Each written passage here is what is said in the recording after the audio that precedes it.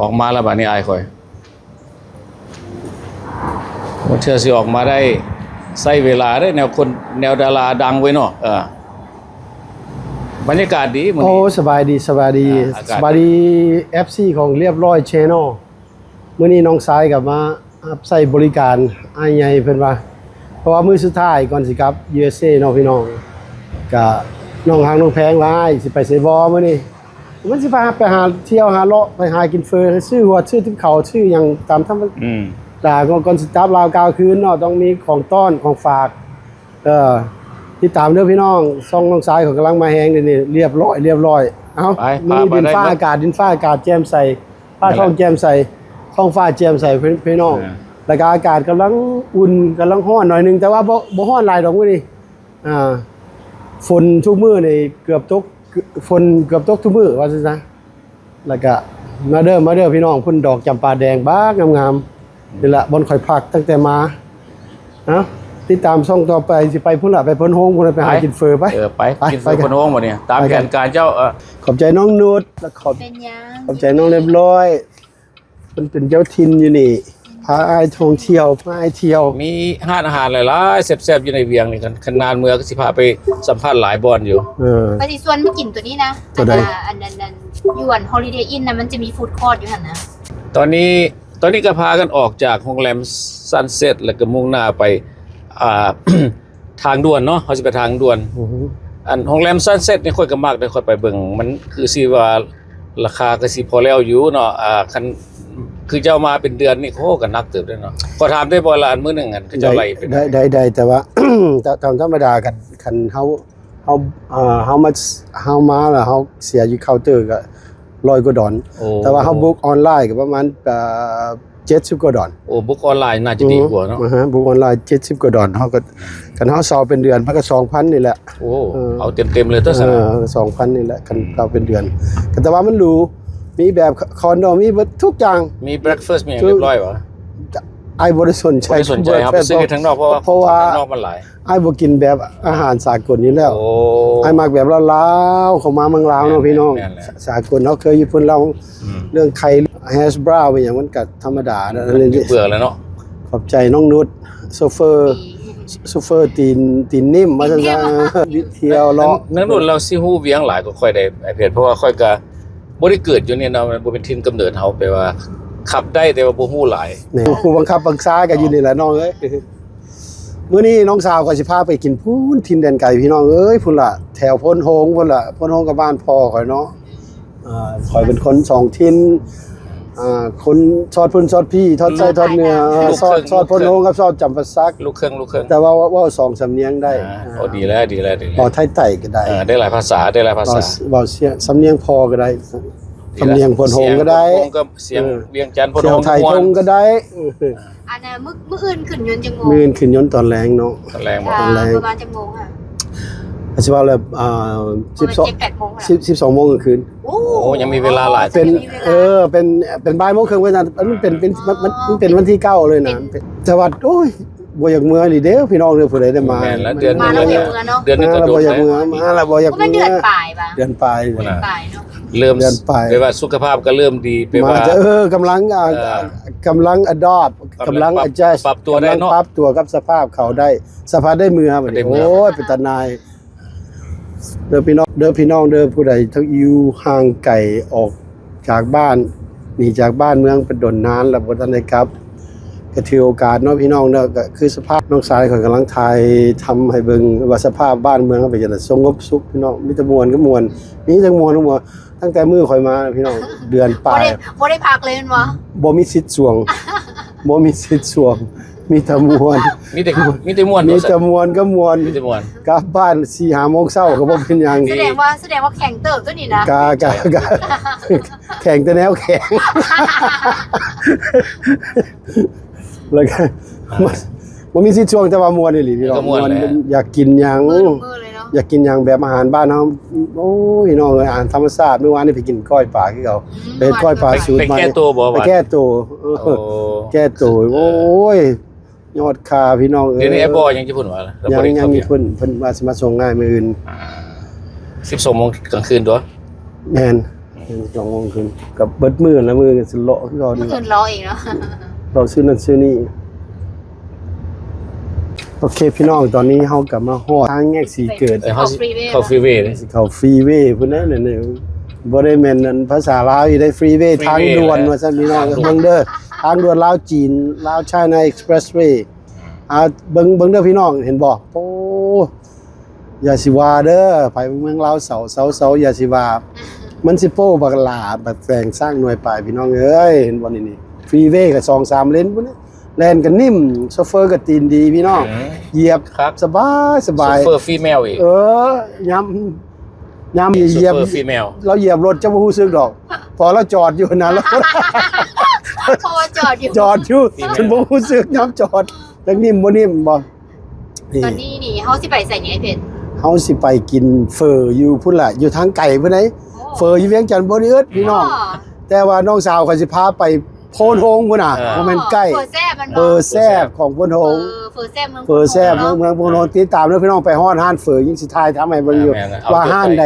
ไปอุดหนุนเนี่ยจะแซ่บซำใดพี่น้องขี่รถออกไปตั้ง50 กิโลเมตรว่ามันแซ่บซำใดเฟอแซ่บอยู่เวียงจันทน์ก็หลายห้าน แต่ว่าห้านนี้พิเศษสุด พิเศษสุด มื้อนี้น้องสาวน้องชายสิพาไปเที่ยวคือว่าแหละเนาะบ่มีหยังดอกอยู่เมืองลาวนอกจากท่องเที่ยว กิน ม่วนซืนกินม่วนซืนโฮเซลทุกมื้อพี่น้องบ่มีวันเสาร์บ่มีวันเหงาเอาไปตลอด มีแต่วันศุกร์ มีแต่วันศุกร์ มีแต่วันศุกร์แม่น ศุกร์ทุกมื้อ ศุกร์ทุกมื้อแล้วก็ทุกมื้อก็เป็นวันเสาร์วันเสาร์ทุกมื้ออีก บ่ นี่ล่ะคนเฮาพี่น้องเอ้ยชีวิตสั้นเอาหยังบ่มีหยังแน่นอนคันมาท่องเที่ยวได้มีโอกาสมาพี่น้องมาแนะนำให้พี่น้องถ้าบ่มีหยังก็ถ้าผู้ใดบ่มีพี่น้องนอกจากมาเนาะติดต่อหาช่องเรียบร้อยเด้อพี่น้องเด้อน้องสาวก็ยินดีต้อนรับน้องสาวก็ยินดีต้อนรับคนใจดีคนใจบุญพี่น้องนี่ล่ะเด้อติดต่อมาเลยหรือว่าติดต่อข่อยก็ได้ขอยสิโทรบอกน้องสาวน้องชายต้อนรับเป็นพิเศษเฮาต้องจับเอาบัตรแล้วประจายทั้งหน้าเพิ่นนะพี่น้อง แม่นละทางออกจ่ายทางออก ก็สิประมาณ 100,000-200,000นี่แหละว่ามัน บีบเอา ตั้ง ตัว ไปตั้งมา10 ดอลนี่แหละ บีบตัวปุ่มสีเขียวนั่นนี่ เป็นบ้านเฮาพี่น้องเจริญหลายเดี๋ยวนี้ แขนสั้นบ่แขนสั้น ใหญ่ๆวันหนึงก่อนแขนสั้น แขนสั้นได้ เกิดมา ไปเลยไปโลดไอซีบี ครับ ไป สุดยอด โอ้ต้องกวนวัวออกต้องกวนมันออกด้วยพี่น้องเลยบ่แม่นแขนสั่นตั้งไก่ ลักษณะนี่บีบออกมาเมื่อกี้ได้ เป็นเคยได้คาดเพิ่นน่ะพี่น้องโอ้แน่นอนนี่มีแต่ภาษาลาวภาษาจีน ออกแล้วก็เอาคาดนี้ให้เขากระจายเงินทางออก ว่าสิตกเป็นเงินเท่าไหร่เนาะ ติดตาม มอบ ตอนนี้อยู่กับฟรีเวย์ ตามธรรมดาไปพ้นโฮงแต่ก่อนเฮาก็ใช้เวลา 3-4 ชั่วโมง แต่เดี๋ยวนี้ครึ่งชั่วโมงพี่น้องฮอบปั๊บเห็นบ่ บ่ได้เล่นก็เล่นไหวดิ แม่นรถก็แล่นไว้จะเบิ่งที่ 7-60 จักพิเศษ 70 จักพิเศษบ่พิเศษมื้อนี้สามพี่น้องไปนํกันบ่มีไผออกหน้าบ่มีไผนำก้นบ่มีแต่รถเฮาคันเดียว คากลาย ข้างลายมีแต่ตัวนี้หาวังเวียงเขาสร้างได้จังซี่ก็ Expressway ของลาวจีนนั่นล่ะก็จะน้อยก็สิมีพุ่นล่ะแต่ใต้หาเหนือก็สิเป็นจังซี่ล่ะบ่ดนพี่น้อง งานนะเขาสิออกบ้านบัวว่าซั่นก็สิออกไปทางคนโฮมพุ่นแหละ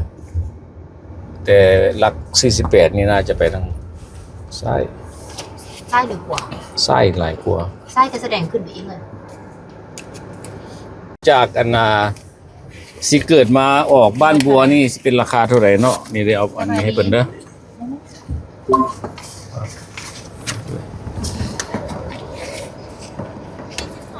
โอ้42,000 42,000 ป้าซื้อไข่น้อยนะ น้องเข้าใจบ้านน้องเข้าใจบ้าน 42,000กีบจากบ้าน น้องเข้าใจ จาก บ้าน สิ มื้อ เกิ นี้ ดมาบ้านบัวออก มันก็เป็น2,000อันนี้ก็ได้ลงหน้าลงหลังนะ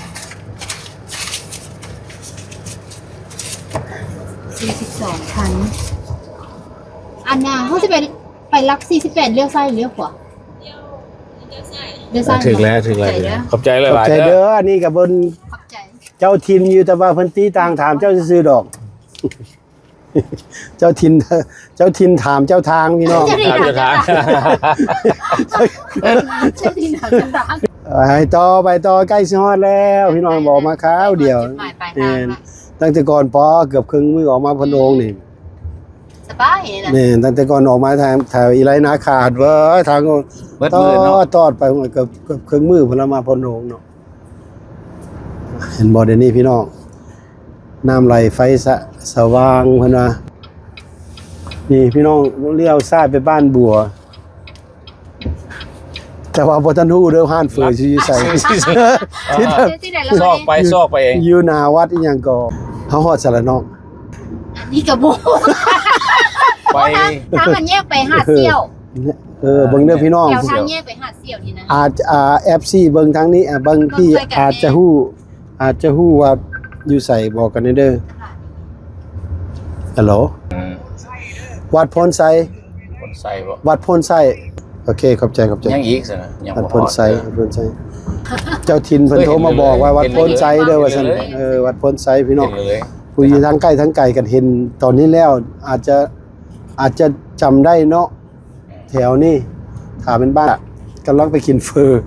ก็กินเฟอ ทั้งสามไอ้น้องบ่ฮู้ว่าบนใดไปแต่ว่าเขาได้ยินว่าอาหารเฟอนี่ดังอาหารเฟอนี่แซ่บแฮงว่าซั่นปอขี่ไม้ไก่ปานนี้ติดตามว่าสิแซ่บปานใด มาพิสูจน์ แม่นต้องพิสูจน์แต่ว่าน้องไปฮอดใจเขาไปบ่นั้น ไปพากันไปตามทางมาตามทางแล้วน้องเนาะ แมน นี่แหละติดตามพี่น้องพี่ละ มาเอาอันนั้นเนาะเอามาพิสูจน์เฟอแซ่บเนาะ แม่น เบิ่งสิ จากเวียงจันทร์มา48หลัก 48หลัก อ่า แต่ว่าน้องสาวเขาครับข้าวเดียวนิ่มอีก โอ้ เออ เก่ง ผู้ใด คัน บ่ เมาให้นิ่มกว่านี้ นิ่มๆบ่ไปเลย บ่ไปเลย จอดอยู่แห้งนิ่มพี่น้องแต่ว่าคันสิออกต้องออก exit มาจังซี่ ไปทางน้อย ทางนี้ก็ดีพี่น้องเขาเทคางกรีดภาษาฝรั่งไปตรงเพทองนี่ล่ะติดตามพุ่นนะรักเสาไฟฟ้ากับโซล่าร์ซิสเต็มพุ่นเด้อพี่น้อง โอ้บ่ธรรมดาเด้ บ่ธรรมดา ไใส่ไฟเด้ ผู้บางคนบ่ฮู้ได้อยู่ลาว แดดแห้งเด้ แดดแห้งเนาะมันผลิตได้ผลงานที่ดีเนาะนี่แหละเมืองลาวพี่น้องเอ้ย มืดมาแล้วก็แจ้งรถอันนี้ ลาวพุ่นน่ะอยู่ทางกำซ้ายฝ่ามือกับทงนาล้วนๆพุ่นโอ้ยงามๆพี่น้องซ้อนนะจังได๋ก็ข้าวเขียวใกล้ละ เพราะทางแยกไปลิงซัน ไว้ละโอ้ไปลิงซัน ทางคนโฮงเลยนี่ แม่นวะ คนโฮงแล้วไปไว้จันทร์แล้วนี่นะ โอ้แม่ เขามากินข้าวที่ต่างแขวงก็นี่นะ ต่างแขวง ต่างรัฐได้นี่นะมากินข้าว ต่างเมือง ต่างเมือง แขวงเดียว มาแต่เวียงจันทน์มากินอยู่เมืองพนโหงพี่น้อง เมื่อคนท้องขึ้นกับแขวงเวียงจันทร์ แม่น เป็นแขวงใหม่เลยเด้ แม่นบ่ คนละแขวงนะ บ่ได้ว่าบ้านเฮาว่าหยังก็กำแพงบ่ นครหลวงเวียงจันท นครหลวง ร์ เวียงจันทร์ อันนี้มันแขวงเวียง แขวง จันท ต่าง ร์ หากอีก โอ้ จำแนกไปจังซั่น คนละแขวงอะเนี่ย เวียงจันทน์มีแต่แขวงฮะ เวียงจันทร์กับเวียงจันทร์กับแขวง แขวงเดียวอยู่ว่าเวียงจันทน์กับแขวงเวียงจันทน์สิ อันนี้แขวงเวียงจันทร์แต่เขาหันมาแต่นครหลวงเวียงจันทร์ ฟังเอาเด้อพี่น้องเด้อฟังน้องสาวขออธิบายแต่ก็บ่แจ็คสิอธิบายนะเวียงจันทน์มีสองแขวงเด้อนี่ดาวเวียงจันทน์กับแขวง เวียงจันทร์อันนี้เป็นนครหลวงเวียง ถู จั ก นทร์ ต้อง สับสน ฟังเอาเด้อพี่น้องนครหลวงเวียงจันทน์บ่ได้ขึ้นกับแขวงเวียงจันทน์บ่ บ่ ฮะ คนละแขวงได้ อีหลีบ่พี่น้อง อีหลี ฟังเอาเด้อช่อง YouTube คอมเมนต์มาเลยอันนั้นเข้าใจพิจารณาแล้วว่านครหลวงเวียงจันทน์คือแขวงเวียงจันทน์ แม่แล้วมีหลายคน นครหลวงเวียงจันทร์ก็เป็น งง อย่างนั้นแคปิตอลเลย แม่นนะ อันนี้มันเป็นอันนั้น บ่ได้ขึ้นกับแขวงเวียงจันทน์ บ่อันนี้ วังเวียงก็ขึ้น เวี วั ย ง ง เวีย จั ง นทร์ ก็ขึ้นกับแขวงเวียงจันทน์คือกัน วังเวียงขึ้นกับแขวงเวียงจันทร์ เอาละบัดนี้เอานี่ล่ะสิได้มื้อนี้แหละกว่าสิได้ฮู้รายละเอียดเพราะว่าเวียงจันทน์มันเป็นแขวงเดีย อัน ว นี้เป็นเวียงจันทร์อันนะ province โอ้ อันนั้นเป็นเวียงจันทร์อันนั้นอย่าง capital แคปโดมันขึ้นกับแขวงหยังบัดนี้ ถามเนี่ยถามเนี่ยแขวงหยัง บ่ขึ้นกับแขวงอย่างเป็นนคร เป็นนครมันต้องมีแขวงแน่นอนต้องมีแขวงเด้บ่เรียบแม่นที่ซื้อนครหลวงเวียงจันทน์ เป็นเวียงจันทร์ แต่ว่ามันต้องแขวงใดเขาถามนครหลวงเวียงจันทน์อยู่แขวงใดเอาผู้ใดตอบได้พี่น้อง YouTube ผู้ใดเบิ่ง YouTube อยู่นี่ ไปเว้ามาสับสนกว่าเขา น้องสาวเขาว่านครหลวงเวียงจันทน์บ่ได้คือบ่แม่นแขวงเวียงจันทน์เด้อล่ะว่าแต่ว่าข่อยก็สิสับสนอยู่ตอนนี้ สับสนอันนี้ก็สิสับสนแล้วนี่นะจากที่บ่สับสนแล้วสับสนแล้วตอนนี้นะ แม่ละนุด เสื้อนี่ อันนี้บ้านใหม่ น เลย ครหลวงเวียงจันทร์ บ้านใหม่ กับแขวงเวียงจันทร์ ใกล้เลยมื้อนี้ บ้านใหม่ บ้านใหม่รักหายสองมานี่ อ บ่ทันนอดติ ยังบุคคล52บ้านใหม่นี่ โอ้แล้วบ้านใหม่ รู้จักแล้วแต่ว่า รับอันรับ45ว่ะ ไปกินเฟือแซ่บอยู่บ้าน อันนี้เจ้าถิ่นเด้นี่เจ้าถิ่นยังถามผู้ไทย รักได้บ่จัก รักได้บ่ชักเนาะเรียกเนาะทายไปเลย กูแต่รักสายไฟนี่แหละ นี่ละ ไฟนี่แหละ พอบอกได้เลยว่าคอยเว้าตัวนี้ถูกแท้อันนี้แหละแขวงเวียงจันทน์แหละนี่ละ แม่นแล้ว แขวงเวียงจันทน์อะดงขาวบ้านดงขาวนี่ แขวงเวียงจันทน์ โอ้ขอยเจริญหลายดิคนทางพี่นึกคนทางโคตรดีพี่น้อง เนาะเสื้อสีมาฮ้อน โอ้คนทางโคตรดี สมัยตะกี้ว่าสิมาฮอดออกบ้านแต่เช้าอันนั้นตอนเที่ยงยังงอด เดี๋ยวนี้พี่น้องชัดข่าวเดียวมากินเฟอครับนี่มากินเฟอมาถ่ายทำ YouTube แล้วก็สิกลับนครหลวงเวียงจันทน์แล้วมื้อนี้ออกจากแขวงเวียงจันทน์กลับนครหลวงเวียงจันทน์เด้อพี่น้อง ฟังเอา ฟังยากเลยเนาะ เออ ออกจากแขวง ผู้ใดมีคอมเมนต์อย่างไรเอาลงกันเด้อพี่น้องเอาบอกเด้อคุณสิบรรยายสุดขีดผู้ใดกันดีคนสูงเหรอ วันนี้วัดอยู่ไสวัดหยัง วัดพุ่นสูงบ่ บ่เป็นพ้นสูงนะวัดอย่างเมื่อกี้ บ่ไป วัดโพไซผม โพไซบ่ นี่ก็วัดนี้ก่อน นี่48แล้วนี่ แม่นบ่พี่ครับ วัดโพ ก่อนเนาะมีเฟอบ่ นี่วัดน่ะวัดนี่รัก อ่านชื่อวัดก่อนเด้อพี่น้องเด้อพอน้องสาวเขา วัด สิ วัดไซมงคุณ แม่นแล้ว สัญรามบ่แม่ห้านี่บ่ฮั่นเฟอฮะ แม่นบ่ สมะ เบิ่งสิโชว์เบิ่งก่อนเด้อ กลับคืนมัน เบิ่งเด้อพี่น้องกลับคืนเพราะว่าก กลั าย บคืนเพราะว่าไกล เพราะว่าเป็นอย่างยังกาย เพราะว่ากำลังเจรจากันกำลังอันนั้นโต้วาทีกันว่านครหลวงเวียงจันทน์กับเวียงจันทน์ต่างกันได้ก็เลยกายว่าสิไปกินเฟอห้านเฟอนั้นบักดังๆยังพอข่อยยังเกิดกายไปแล้วนี่ไปต่อนี่ใกล้ๆมาหน่อยใกล้แล้วพี่น้องใกล้แล้วใกล้สิเห็นห้านเฟอแซ่บของลัก48เด้อใกล้แล้ววันนี้ใกล้แล้วใกล้สิฮอดแล้วพี่น้องใกล้สิบ่ได้กิน แล้วว่าบ้านใหม่เนาะแล้วว่าบ้านใหม่เขาขายบ้านใหม่ ใกล้แล้ว เห็นอยู่บ้านใหม่ ใกล้กับโมง ก็ ยัง ชื่อ เล ใกล้ ย สิบ่ได้กินเดี๋ยวไปก็มา บ่เวียงเลย ก็บ่เป็นอย่างน้องพี่น้องสร้างกันเช่นมันมวลซืนนี่เนาะเดี๋ยวไปก็มาทั้งแท้เราฮู้อีดอกอยากมาถ่ายทำมันจะให้ทุกคนเห็น ว่าอยู่คือยุดนี่ สภา นะ พ คือยุดนี่นะ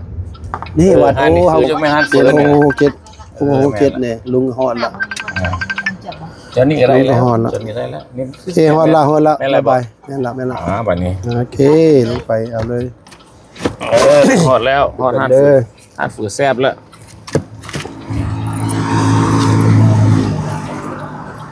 ฮอนหันฝือแซ่บไข่อบนุด ผู้เดียวเนาะ พวกน้าพูดเหรอ ต้องอันนั้น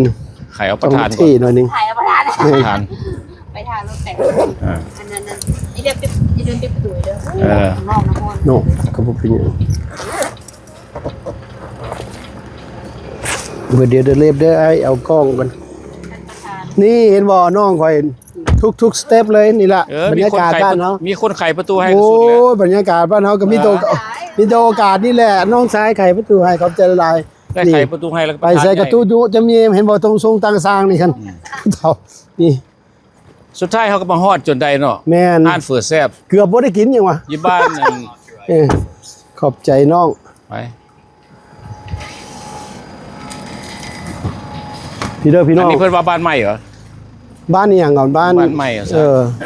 ผู้ใดมีโอกาสมาเดินมาในห้างนี่เขาว่าดัง เขาว่าดังแฮง ดัง กำลังมาแฮงบ่ฮะนี่ กำลังมาแฮงเบิ่งเอา อ่า ขายข้าวเดียวก็เบิด อ่า น้ำเฟอแต่ว่าน้ำมาจะ50กิโลเมตรพี่ ย่า น้อง ได้กิน2ถ้วยบ่สักข่อย โซเฟอร์ตีนดี ตีนดีบ่เป็นตีนผีวะ บ่ถือว่า โซเฟอร์ ตีน ตีนดี ดีโซเฟอร์ตีนดีขี่รถไฟฟ้านิ่มกันนายบ่ อ่าก ำลังสิลง มี มา เสียงเลยเนาะ แม่น ไป บ่มีเสียงเลยที่ตามมา เอาคันถ้วยหนึงบ่พอตัก2เลย ฮะพุ่นน้ำเฟอก็สิเบิดละเฟอฮันนี่ดีเด้อพี่น้องเฟอฮันดีนั่งกันนี่แม่นบ่ล่ะ คนหลายนี่แหละ โอ้พุ่นน่ะไปสัมภาษณ์ผู้ กระสุนคอ ผู้ปรุงน้ำเฟิน หลายได้คนหลาย นั่งลงมาหน่อย คุณนะมาตั้งแต่เวียงพุ่นนี่นะว่า ว่า แล้วยิงเขาคาซาเขาลือ ไม่ได้หลาย 10 บาทซาหาบ้านหรือว่าเฟอนี่แซ่บพี่น้องพี่น้อง เดินทางมาประมาณ40 นาทีเนาะ สิ เครื่องบ่ฮอดบ่ ว่าประมาณนั่นแหละประมาณ ค่อยๆเล่น ประมาณ30 นาทีนี่แหละคันแล่นไป อืม แต่ว่าคันแล่นซ่าก็ประมาณ45 นาที ซื้อห้านเฟอนะซื้อว่าห้านมีหยัง ซื้อห้านตองหน้าหลาน ซองหน้าร้านวะ สองหน้าหลาน หน้ากับหลาน มื้อนี้แหละมื้อสิได้นา อืม ลองกินว่าสิแซ่บแต่ว่าได้ยิน10 บาทซา นี่ 5บาท นี่ ไปทางเวียง นี่ จันท จะ ร์เวียงจันทร์บ่ได้ว่าแซ่บหลาย เจ้าของห้านเพิ่นน่ะสิสัมภาษณ์เพิ่นมื้อนี่แหละ คนก็คนงามหน่อยจังซี่แน่เนาะ ห่วย ผู้ขายของคนงามก็ต้องแซ่บ ยามอาบน้ำจะงามบ่งามย่อยเพิ่นติ โอ้ไปนั่นแหละ เอาน้องสาวเขาไปซะ ไป เพิ่น นั่งไหน นะพี่ละนั่งข้างนอกพี่ละมันจะ นี่ถามน้อง นั่งนอกพี่ละเนี่ยมันบรรยากาศดี นี่น้องชาย2คนนี้ได้เพิ่นซีมบางทีนี่มันก็แซ่บแล้วตัวนี่นะแน่บ่แซ่บๆแล้ว ห้านเฟอแซ่บเวียงจันทน์บ่ได้อึด อืม เป็นร้อยเป็นพัน นำมาจนได้ แต่ว่าสิ่งที่สำคัญเฮามากินนี่พี่แซ่บ แม่นแหละ แม่นห้าน ต้องเปลี่ยนบรรยา เขา กาศ ซาเขาลือได้เพราะพนโฮงเนาะบ้านพ่อกับพนโฮง คนหงส์ แต่ว่าห้านนี่กับห้านสองหน้าลานโคตรดัง เออ โคตรดังสำหรับเมืองนี่เจ้าเบิ่งที่ สองหน้า แข ลาน กพ่อพี่น้องคนกันเต็มเลยมื้อนี้เอาแซ่บลีเดอร์พี่น้องห้านเฟอร์แซ่บสองหน้าลานพี่น้องนี่เบอร์โทรเนี่ยรัดรถคอยการันตีรับรองรับประกัน 100%อยู่หนาวัดบ้านใหม่เมืองพนงพี่น้องนี่แหละตาวัดเลยโลด หน้าวัดเลย ห้านเฟอร์ดังสองหน้าลานขนาดขอยอยู่เวียงจันทน์ขอยยังนำมาผู้ใดกายไปกายมานี่แหละอยู่หนาวัดเลยพี่น้องตรงกับคำวัดแซ่บอีหลีณตอนนี้ทีมงานของเขาทีมงานเรียบร้อยแชนอลพี่น้องก็เดินทางมาฮอดบ้านใหม่เหมือนพนงนำมาหาห้านที่มีความนิยมสมชอบพี่น้องในท้องถิ่นนี่ออกมาจากเวียงจันทน์กับประมาณ45 นาทีแลนมาทางด่วนนะพี่น้องเอ็กซ์เพรสเวย์ได้45 นาทีมาห้านสองหน้าหลานกำลังกินว่าจะไหนน้องแซ่บบ่โซแซ่บสมเขาซาเขาลือบ่ ครับ แซ่บไปเลยอย่าลืมนะพลาดผู้ใดได้มาท่องเที่ยวได้มาเขตนี้หรือว่าแถวนครหลวงเวียงจันทน์ได้เห็นคลิปนี้แล้วคลิปเรียบร้อยแล้วมาโลดบ่ผิดหวังผู้ชายทำนี่ครับน้องสาวเขาเอง ถ้าบ่มีทางมาไปหาน้องสาวเขาโลดครับ แบบเจ้านอนรับเลยแหละ นิ่มขนาดนั้น นิ่ม คัน เยี่ยมบริการ ส่งทีช่องเกษตรช่องเรียบร้อยติดตามกดไลค์กดแชร์กดติดตามพี่น้อง Subscribe ผมยังเสียหายมีแต่ความมนต์ซื่นกด ใช่ไหม หลายล้านหลายพันแฮงเป็นพลังใจให้น้องชายก่อยบางทีเพิ่นตื่นแต่เช้าเพิ่นตื่นแต่ตี 3ไปเฮ็ดคลิปพี่น้องออกจากต่างแขวงอันนี้ก่อนใช้ ดูมันเนี่ยต้องได้ดูมัน ก่อนสิเฮ็ดให้พ่อแม่พี่น้องได้เบิ่งได้สมบ่แม่นง่ายๆเด้อพี่น้องไก่ขันกกก็ได้ลูกไก่ขันปลาจังฮอด ก่อนสิได้ถ่ายทำอีกพี่น้องเห็นบ่ก่อนที่จะได้ถ่ายทำแล้วมาตัดต่อยเลยบ่แม่นง่ายๆสิให้พ่อแม่ได้สมอันนี้แหละเพิ่นว่าคนที่จะสร้างบรรยากาศให้พ่อแม่พี่น้องได้ดูได้สมเพิ่นสิบ่มีบรรยากาศได้มาบ้านเนาะ แม่น แต่ต้องได้เบิ่งเบิ่งอยู่เพิ่นก็ดีใจว่าโอ้เป็นจังซี่สภาพบ้านเนาะเด้อพี่น้องเด้อกดติดตามกดไลค์กดแชร์ไปเท่าใดแห่งดีพี่น้องเนาะ เอามาว่าลูกเปิดติดอยู่ในนี้ ห้านเฟอนี่เนาะห้านเฟอนี่แซ่บ นั่นบอกคุ้มค่ากับการเดินทางบอก คุ้มค่า มาจะเวียงจันทน์ 40กว่าลัก 40 กว่า 40กว่าลักแม่นบ่ผิดหวังมาเลยพี่น้อง เบียร์มันก็แซ่บเบียร์ห้านี่ก็แซ่บ เบียร์ เบียร์แซ่บอยู่แล้ว แซ่บ น้ำก็แซ่บเบียร์ น้ำก็แซ่บเบียร์ก็แซ่บกินเท่านั้นแซ่บพี่น้องเบิ่งลูกค้าให้บ่เต็มห้าน เป็นลูกค้ากับ เต็มเต็ ต ม อนนี้ลูกค้าเริ่มหนีหมดแล้วเดี๋ยวนี้ ขายโมงรับจ่ายโมงกันนะ บุยบนนัง จักหน่อยอ่ะนะจักหน่อยเพิ่นน้ำเพิ่นเบิดเพิ่นปิดอีหลีแต่ละมื้อ ที่เก่ง เบิ แน่ ด นอนนะเขามาแต่12 โมงกูแหละ แม่น บุมีตังนาง แม่นถูกต้องด้านนางถาหน่อยหนึงแล้วบ่เป็นหยังเห็นบ่ลูกค้า หน่อยได้ค่ะเดิน ติดตามเพื่อพี่น้องเจ้าหน่อยสิสัมภาษณ์เจ้าของห้านเพิ่นเจ้าของห้านซื้ออย่างเนาะ อ๋อซื้อโอน เจ้าของห้านชื่ออ้นเด้อเป็นสาวพนโฮงออริจินอลแล้วก็ผู้ใดมีโอกาสผ่านไปผ่านมา ห้านหน้าลาน2หน้าลาน 5 ล้าน แซ่บอีหลีเห็นบ่ของข่อยก็เรือจะบวงก็มันไม่ถูนี่กินมื้อนี้อีหลีเรือจะบวงก็ไม่ถูพี่น้องแซ่บแซ่บอีหลีแซ่บผู้ใดมีโอกาสเด้อเพิ่นอยู่ต่างประเทศฝรั่งอังกฤษอเมริกาออสเตรเลียหรือว่าแคนาดาแล้วแต่มุมโลกมุมใดที่มีโอกาสมาเยี่ยมบ้านเยี่ยมเฮือนเฮาอย่าสิลืมมาแวะห้านนี่2หน้าลานพี่น้องที่เมืองที่บ้านใหม่เสนออีกบ้านใหม่หยังอยู่ตรงหน้าวัด บ้านใหม่ บ้านใหม่วางแฮงได้บ่วางแฮงก็ได้เพราะว่าเมื่อคืนนี้อาจจะเป็นลูกแต่เช้าไปหาซื้อผักซื้อหญ้าอย่างเสียงก็บ่ดีปานใดแต่ว่าเพิ่นเฮ็ดกินแซ่บพี่น้องมาแวะเด้อราคาเฟ้อเป็นกันเองเป็นกันเอง ราคาถ้วยนึงเลย ถ้วยหนึงก็ว่า 45 ถ้วยหนึง45,000ถูกๆพี่น้อง แซ่บไป ถูกๆแล้วก็45,000กับถ้วยบักใหญ่เด้อพี่น้องใหญ่อีหลีกินอิ่มกินอิ่ม กินเฟือไปใส่ก็กินบ่เบิดแต่ว่ามา5นิ้ว คือเดาตอนมาใหม่ๆคนเรียนแถวเป็นวันนี้เพิ่นได้ปิดบอกว่าเบิดเฟอร์กับเบิดอีหลีกับเบิดไม่หยังกับเบิดเบิดกับเบิด ถ้าทำสบาย วันนึงกินซับวันนึงจะได้ เห็นก็ได้เพิ่นได้กินบ่ซ้ำใส่ เฟอร์เบิดเลย อย่าลืมอย่าพลาดพี่น้องสลาโอกาสอันนี้งามแม่นเที่ยวมาทุกเที่ยวมวลเมืองพลโฮงบ้านใหม่มาแวะห้านนี่โลดบ้าน2หน้าหลานถามโลด2หน้าหลานนี่ใส่มากินบ่ผิดหวังแน่นอนจากข่อยบ่ผิดหวัง ตั้งคือได้7ปีแล้ว5นี่ นี่ว่า 5เท่าได้ 2 ปีปลาย 2ปีไปวะก็รู้สึกว่าคนมาเข้าสมุขขาดตลอดนะบ่ บ่ขาด นี่ โอ้ ขาดแต่เฟอร์ ขาดให้ เฟอร์ขาดคนขาดพวกเขา เปิดทุกมือบอกเลยว่ามือบางมือบ่เปิด มื้อวันเสาร์เฮาปิด สอบปิด โดย ไปใส่แล้ววันเสาร์นั้น วันเสาร์ค่ะปลาไปเวียง ไปเวียงไปโรลินนั่งกินนี่เนาะเป็นเรื่องปกติ ไปเวียงกับคือเดาพี่น้องห้านเฟอร์แซบอยู่เวียงจันทน์บ่ได้อึดเฟอร์แซบทะละโคงเฟอร์แซบบ้านพิมพ์เฟอร์แซบตลอดข่อยกับน้องสาวข่อยเดินทางมา40กิโลเมตรน้องสาวข่อยเป็นผู้ขับรถได้ทางข้างนั้น48กิโลเมตรโซเฟอร์ตีนดีบ่เป็นตีนพีเหยียบดีนิ่มรถก็ดีมาพิสูจน์ว่าแซ่บบ่ล่ะน้องแซ่บบ่ล่ะ ก็บ่ฮู้ว่าแซ่บบ่แซ่บ เพิ่นจนเบิดนั่นจะเหลือแต่น้ำพี่น้องเอาที่อีหลี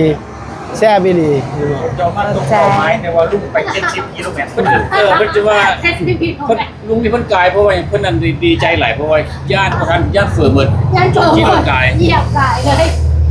เหยียบกายเลย เกือบบ่ได้กินเนาะ เหยียบกาย เหยียบกายเพราะญาติเฟื่อหมดก่อนเจ้าของห้านเฟื่อ โด บ่มี ย หยังเพิ่มเติมบ่ สบายดีคาดว่าพี่น้องเนาะมาตะหางไก่นะมาแวะซีมเฝอเฮาได้เด้ออยู่หน้าวัดบ้านใหม่มาบนห้องแข่งวิงจันทน์